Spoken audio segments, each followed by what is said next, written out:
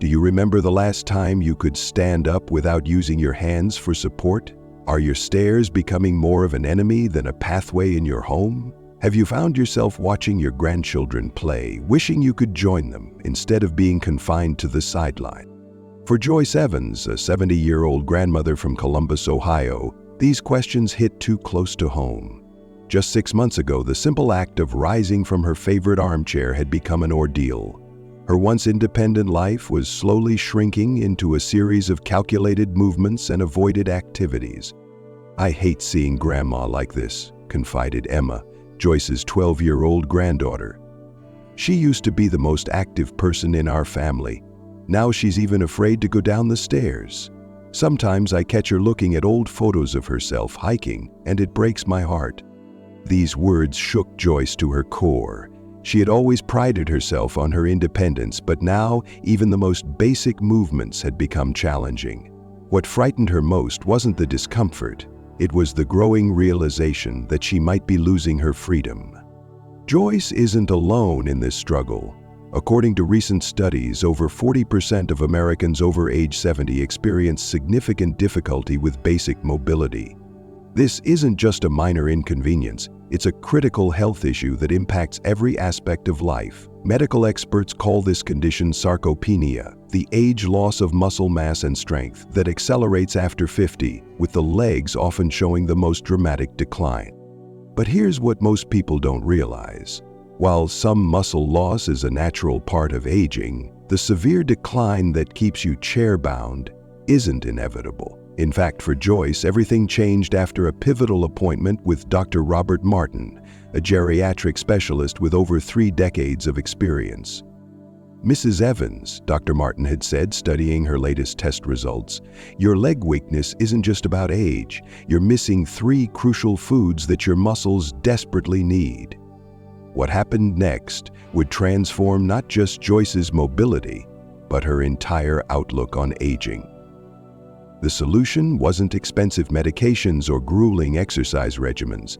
It was something much simpler and far more powerful. As our bodies age, they undergo numerous changes that science has only recently begun to fully understand. After age 50, we typically lose 1% of our muscle mass annually, but this loss isn't distributed evenly throughout the body. The legs, which contain some of our largest muscle groups and bear our body weight, often suffer the most significant decline. This is why so many aging adults first notice problems with standing up, climbing stairs, or walking distances they once covered with ease. What begins as slight fatigue can progress to genuine difficulty, affecting everything from grocery shopping to visiting friends to playing with grandchildren. For Joyce, this reality became painfully clear when she found herself unable to keep up with her granddaughter at the local park. "Emma wanted to show me the new playground equipment, but halfway there, my legs felt like they were filled with concrete. I had to sit on a bench while she ran ahead." The look of disappointment on her face, I'll never forget it. This decline leads to a dangerous cycle. As movement becomes more difficult, many older adults move less, which accelerates muscle loss even further. The statistics are sobering. 1 in 3 adults over 65 falls each year, with 20% of these falls resulting in serious injuries like broken bones or head trauma. Hip fractures, in particular, can be devastating. 50% of seniors never regain their previous level of independence after such an injury. But the most insidious aspect of this problem is how it gradually erodes quality of life. Activities once taken for granted become challenging. Social engagements are declined. Independence slips away almost imperceptibly, until one day you realize how much of your world has shrunk. "I always thought I was eating healthily," Joyce admitted. "Plenty of vegetables, not too many sweets, but as it turns out, I was missing the most important nutrients for my legs." This is a common misconception. The standard American diet, even one considered healthy by general standards, often fails to meet the specific nutritional needs of aging bodies. As we grow older, our ability to absorb and utilize certain nutrients decreases, just as our need for them increases. Moreover, appetite often diminishes with age, making it harder to consume adequate nutrition. Many seniors also take medications that can interfere with nutrient absorption or increase the need for certain vitamins and minerals. Without specific attention to these changing needs, even seemingly healthy diets can leave critical gaps. For Joyce, this nutritional blind spot was undermining her strength in ways she never suspected. It wasn't until Dr. Martin ordered comprehensive testing that the truth became clear. Despite her generally healthy diet, she was severely lacking in 3 specific nutritional categories that are absolutely critical for maintaining leg strength past 70. When Dr. Martin showed me my test results, I was shocked, Joyce recalled. I thought I knew about healthy eating, but I was completely missing what my legs needed most. The first and perhaps most critical nutrient Joyce was missing was adequate high-quality protein. Many older adults dramatically underestimate their protein needs, assuming the standard dietary recommendations apply equally to all age groups. This is a dangerous misconception. As we age, our bodies become less efficient at using protein, explained Dr. Martin. While a younger adult might need about 0.8 grams of protein per kilogram of body weight, those over 70 often need 1.2 to 1.5 grams to maintain muscle mass, nearly twice as much. This increased requirement comes just as appetite often decreases, creating a perfect storm for protein deficiency. For Joyce, who weighed 145 pounds, this meant she needed about 85 to 95 grams of protein daily, far more than the 40 to 50 grams she was typically consuming. I was getting protein at dinner with a small piece of chicken or fish, Joyce said, but Dr. Martin explained that I needed to distribute protein throughout the day to maximize my body's ability to use it for muscle maintenance. The best sources of protein for seniors include wild-caught fish like salmon and cod, lean poultry, Greek yogurt, which contains more protein than regular yogurt, eggs, legumes like lentils and beans, and high-quality protein supplements when necessary. Joyce began incorporating protein into every meal, eggs at breakfast, tuna at lunch, and chicken or beans at dinner, with Greek yogurt as snacks. The change wasn't drastic, but it was consistent. Within just 3 weeks, she noticed her legs felt stronger during her daily activities. I thought adding this much protein would be difficult, she admitted. But once I learned which foods to focus on, it became second nature. The second critical nutritional component Joyce was missing involved vitamin D and calcium, the dynamic duo for muscle and bone health. While most people associate these nutrients only with bone density, research has shown they play a crucial role in muscle function as well. Vitamin D deficiency is epidemic among seniors, Dr. Martin explained. Over 70% of my patients over 70 have insufficient levels, and many are severely deficient. Without adequate vitamin D, muscles simply cannot function optimally, regardless of how much you exercise. This deficiency occurs for multiple reasons. Aging skin produces less vitamin D from sunlight, many seniors spend less time outdoors, and the ability to convert and absorb vitamin D decreases with age.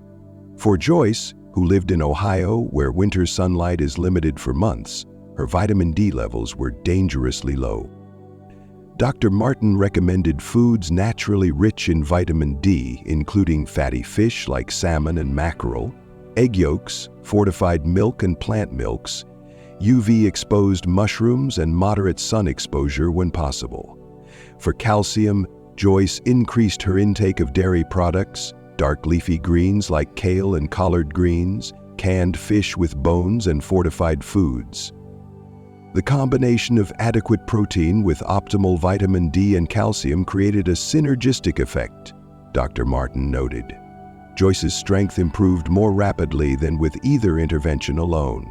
This synergistic effect isn't unique to Joyce.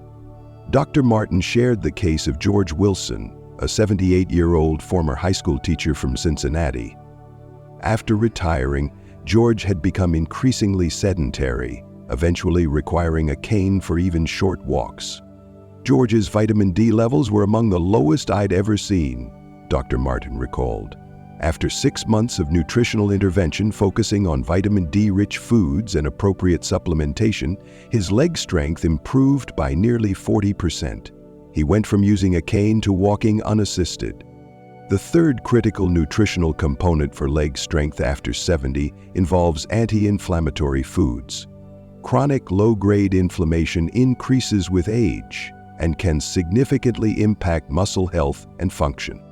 Many older adults are in a constant state of low-grade inflammation without realizing it, explained Dr. Martin. This inflammatory state accelerates muscle breakdown and impairs the body's ability to build new muscle tissue. Joyce's blood work showed elevated inflammatory markers despite having no obvious inflammatory conditions. This silent inflammation was quietly undermining her muscle health day after day. To combat this, Dr. Martin recommended incorporating specific anti-inflammatory foods into her daily diet: fatty fish rich in omega-3s, colorful berries, especially blueberries, which have been shown to have powerful anti-inflammatory properties, leafy green vegetables, nuts and seeds, spices like turmeric and ginger, and olive oil. I started adding turmeric to my scrambled eggs and having berries with my Greek yogurt, Joyce shared. I even began making simple smoothies with spinach, berries, and a little protein powder. They were delicious, and knowing they were fighting inflammation made them taste even better. A study from Harvard Medical School supports this approach, finding that participants following a Mediterranean-style diet rich in these anti-inflammatory foods showed significantly better muscle preservation over time compared to those eating a typical Western diet. To make these changes manageable, Dr. Martin worked with Joyce to develop a simple 7-day eating plan that incorporated all 3 nutritional components. The plan emphasized practical, easy-to-prepare meals that didn't require elaborate cooking skills or expensive ingredients. A typical day on Joyce's new eating plan looked something like this: Greek yogurt with berries and walnuts, plus a hard-boiled egg for breakfast, providing protein, calcium, and anti-inflammatory components. For lunch, she would have tuna salad made with olive oil instead of mayonnaise, served with whole grain crackers and a small orange, delivering protein, vitamin D, and anti-inflammatory components. Her afternoon snack might be a small smoothie with spinach, berries, and protein powder, while dinner often featured baked salmon with roasted vegetables and quinoa, covering protein, vitamin D, calcium from certain vegetables, and anti-inflammatory components. I was surprised by how simple these meals were to prepare, Joyce said, and they were genuinely tasty. I didn't feel like I was on a special old person diet. I was just eating good food that happened to be exactly what my legs needed. The results of these nutritional changes didn't appear overnight, but they were steady and remarkable. After 3 months of consistently focusing on these 3 food groups, Joyce noticed significant improvements in her leg strength and overall mobility. The first thing I noticed was getting up from chairs became easier, she recalled. Then I realized I wasn't holding the railing quite so tightly when going upstairs. Small changes at first, but they kept adding up. By the 4-month mark, Joyce could walk twice as far without resting. She no longer feared going downstairs, and she could even get up from lower seating without using her hands for support. But the most meaningful moment came during a visit to the park with her granddaughter.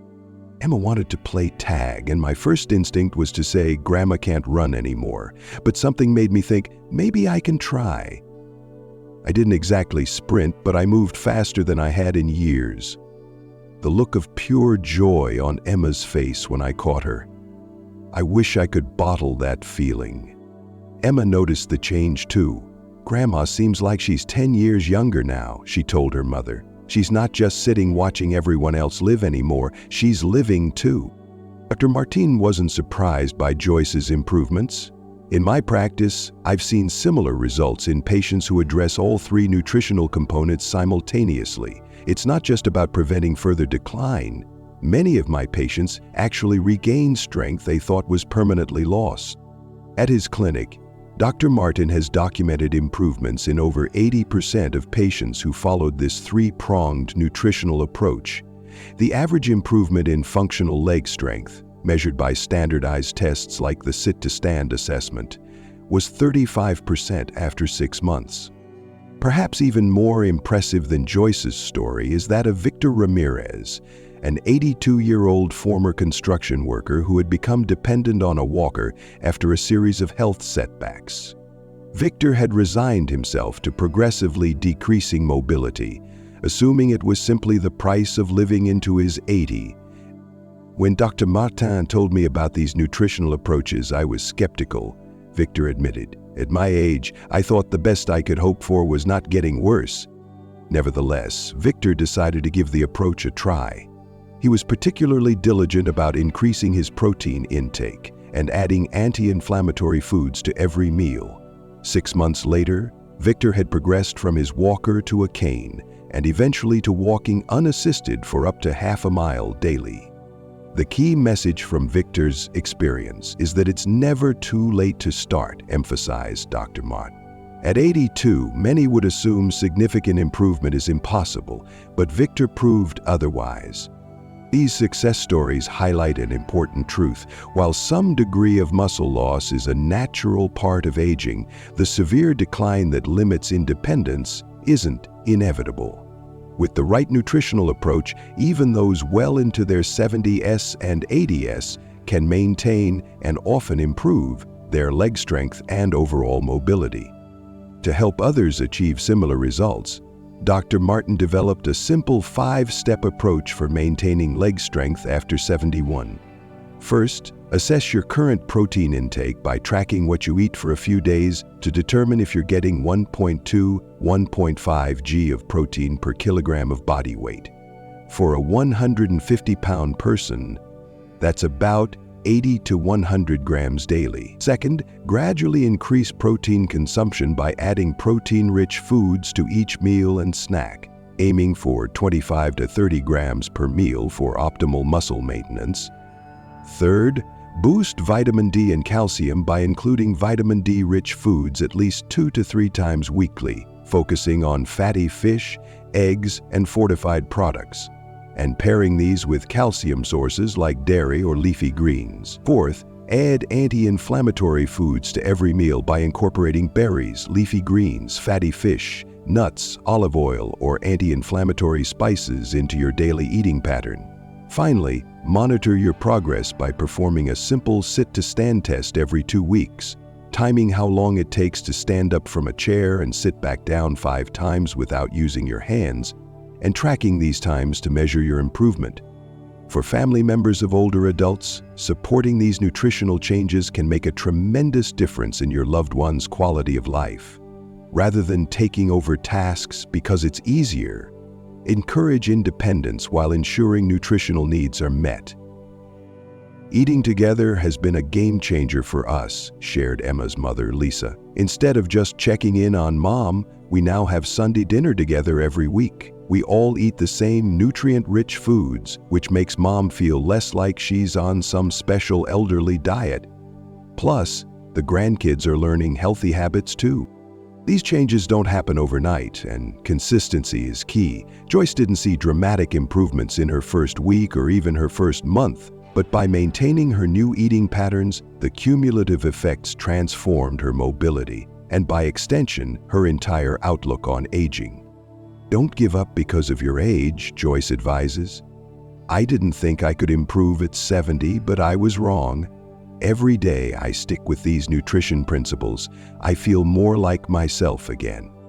If you're struggling with leg weakness or know someone who is, consider whether these 3 nutritional components might be missing from your diet. While individual needs vary and it's important to consult with your doctor before making significant dietary changes, the basic principles apply to virtually everyone in this age group. Remember, stronger legs mean greater independence, reduced fall risk, and a dramatically improved quality of life. It's not just about adding years to your life, it's about adding life to your years. As Joyce puts it, I thought I was just getting old, but it turns out I was just undernourished in specific ways. Now I'm not only keeping up with my grandchildren, sometimes I'm setting the pace. Share this information with someone you care about who might be struggling with leg weakness. Sometimes the simplest changes yield the most profound results, and no one should miss out on life's joys because of preventable muscle weakness.